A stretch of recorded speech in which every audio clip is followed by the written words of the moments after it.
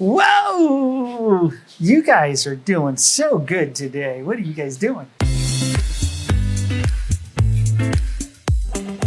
One of the things that transpired just getting into this building was the whole idea of expanding our aquaculture endeavors to be able to house more livestock from all aspects and aquaculture, a lot of really great corals. So we built an expansion for our aquaculture labs, and I want to give you guys the first sneak peek at what we've got going on in the back.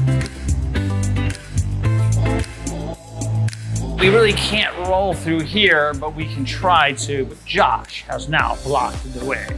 You good? Okay.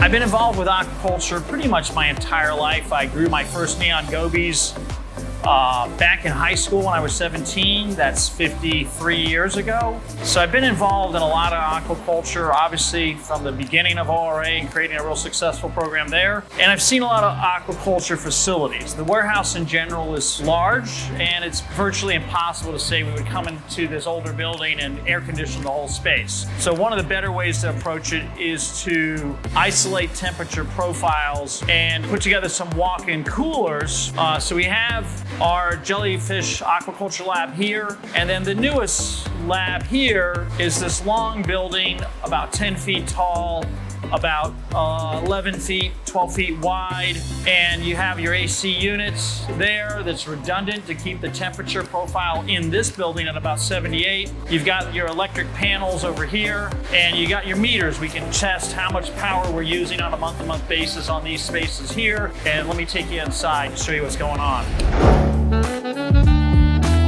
Here we are in Aqua Lab 3, that's right.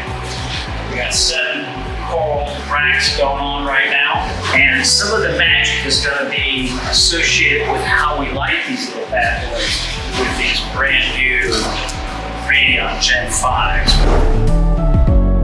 Aqua Lab number 3. 16 different circuits in this space, 2 AC units, low wire glass fronts, massive sumps, 80/20 aluminum, built to last for a lifetime. This is Aqua Lab 3. It's been rolling now for about a month or so. Wow, just look at this. This will be a field of growing corals in this really spectacular system. Top secret labs.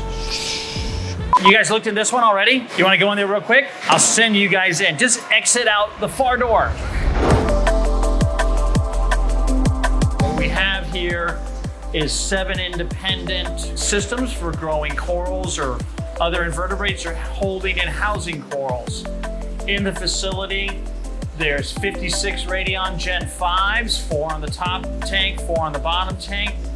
And with 7 independent systems, there's 14 L2 water pumps, there's 28 MP40s on all of these aquariums, and 7 independent water bodies. It's very important to keep them isolated so you can have different species. Like this system is soft corals. We just put in some black rocks on the bottom today to allow for raccordias and other corals to attach to a small rock so it's easier to mount or plant into a new aquarium. There's 256 electric outlets in the building.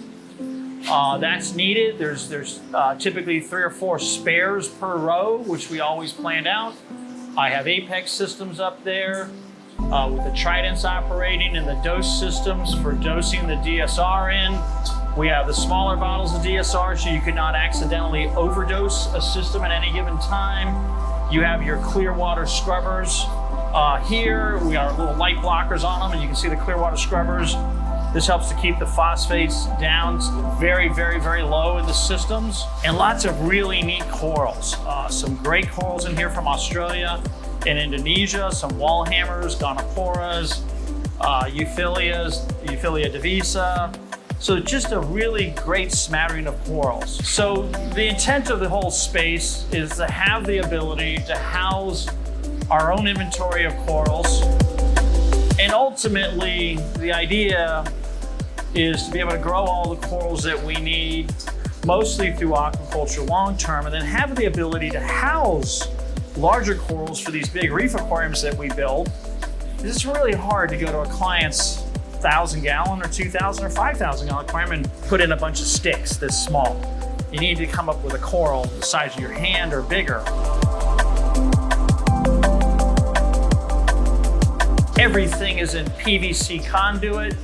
It's super safe from an electrical standpoint. You've got your protein skimmer, your calcium reactor, your big sump underneath. Also above, you'll notice there's a dehumidifier up here, Quest dehumidifier. That one's plumbed into a common drain. Air filters on it. There's a water exchange system up the top.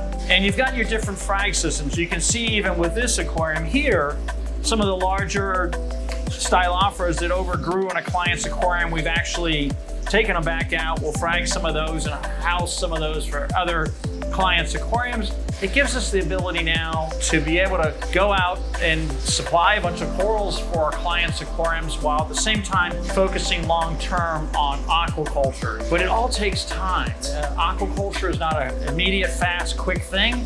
It's an expense of time and money to get to a point that we're really successful. And during Corona, while we were still masked up, we were installing these tanks one at a time. And it literally took us 5 or 6 months to get all the systems together to get this point to have this really super cool aquaculture lab, and will last for many years to come.